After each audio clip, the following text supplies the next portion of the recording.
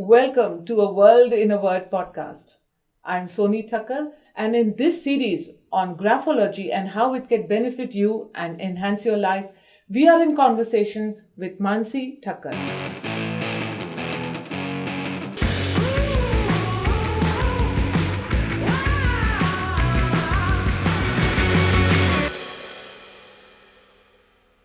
In previous episodes, we have covered different ways in which graphology can help you, different aspects of your personality, and how you can use it as a diagnostic as well as a therapeutic tool. But today, I have a different take to share with Mansi. Mansi, neighbor of mine, is a very different kind of personality in the morning, and suddenly when I meet her in the afternoon, she's a different person. Sometimes I wonder whether she likes to meet me, or sometimes I wonder whether she'd rather be alone. With your expertise, how would you diagnose such a person? Sony, when we come across these people that morning they are something else, or evening, or even after like 2 days in the morning, if one day you've met them and they are so cordial and so loving to you, and after 2 days when you meet them, they don't even give a glance to you. Sometimes we feel that is there something wrong with them? Actually, it's not about being wrong or right in them. It's more about their personality trait, which we call mood swings in our normal common language, that this person is so moody. Sometimes he or she talks, sometimes they don't talk. So we wonder why are they like that. So if we look at it in a graphology manner and we check their writing, they have a multi-slant writing. If we saw about the introvert writing, it is left slant. Extrovert is a right slant. You will find in their writing, in one sentence probably they'll have one word in the left slant and one word in the right slant, or probably the whole sentence in left and the next sentence is in the right slant. So when these people are there, actually they themselves are not aware of how they are behaving in that particular moment or that particular day. So sometimes they are very extrovert in that zone, in that mood, and they will be all cordial and outgoing with people, and they'll be partying, while in another day or in the same part of the day they would get a little introvert and in that zone where they would like to not express and be to themselves. So it's something that has been going on when they were children, when they were growing up. So I would say that they have got an atmosphere where it was partly a space where they could express and partly where it was a very strict environment. So either we could say one set of parents, either the parents were very lenient and the grandparents were very strict, or the other way around, because we live in a very joint family situation. Even if it was a nuclear family, the mother or the father is strict and the other person is very lenient. So they couldn't actually understand that which way to follow, because as a child you love both your parents. So whom do you follow? Because children always copy, and this is how they have grown up. So it has become their way or style of being.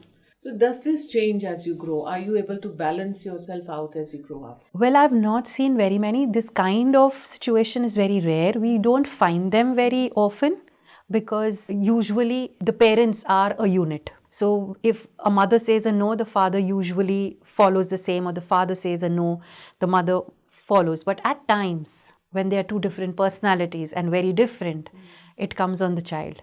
It's not about the parents, it's about the perspective of the child, that how the child is looking at both the people, both the parent. To have a change is very difficult. It can happen with awareness. So at this juncture, when we know about graphology and we make the child aware, maybe at the age of 14 or 15, that see, this is how you've been doing or reacting, probably with a lot of awareness we can make a change.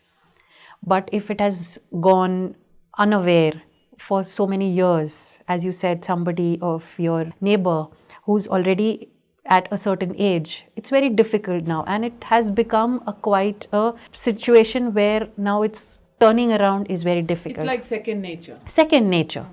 And they are very comfortable because it's not about being a good or a bad. They have been cordial and nice. So, and at times they are just to themselves. So two kinds of people can help them. Perhaps people who know them well and they themselves. Right, true. So how can they help? So somebody who's very close, your partner or your parents or your colleagues, if they know that this is how a person is behaving, they can be a little more empathetic to them, a little more patient with them, that whenever they are in that zone of their introvert, where they are them to themselves, not to keep on pestering them that, oh, what's happened to you? Suddenly you've become snobbish, or suddenly you've become in your own shell. To be patient, that probably they are in that zone. But actually, I'll tell you, Sonie, that these people, they can actually create wonders because they can see the world in two different perspectives at the same time. So there's good in everything. Yes, definitely. The big question here, how can graphology help them enhance their life? Graphology over here wouldn't be of that much of help other than being aware. So it will be only a diagnostic thing, that okay, you are because of your such and such a handwriting. So it's a relief for them that, oh, it's not something that I am having a psychological problem, it's something of a trait issue that you've grown up to be like that. It's nothing bad or good, but this only creates an awareness, and they can be a little more at peace with themselves, that it's okay to be that, and I still can create and make wonders. So Mansi, that's been really enlightening actually. And the key word that you always shared in the past few episodes, in fact, is awareness. Whether it is self-awareness or whether it is awareness of people around us. And in particular, what she said today is particularly for people who have, who are different in the morning and different in the evening, how creative such people are, particularly because they see the world from different perspectives. And we have shared a lot of perspectives on graphology in the past episodes, and there are more episodes coming up with graphology expert Mansi Thakkar. I'm really very proud of our guests who join us here on the podcast because of the enriching content that they share. And it's a pleasure to have such people as Mansi to be with us today.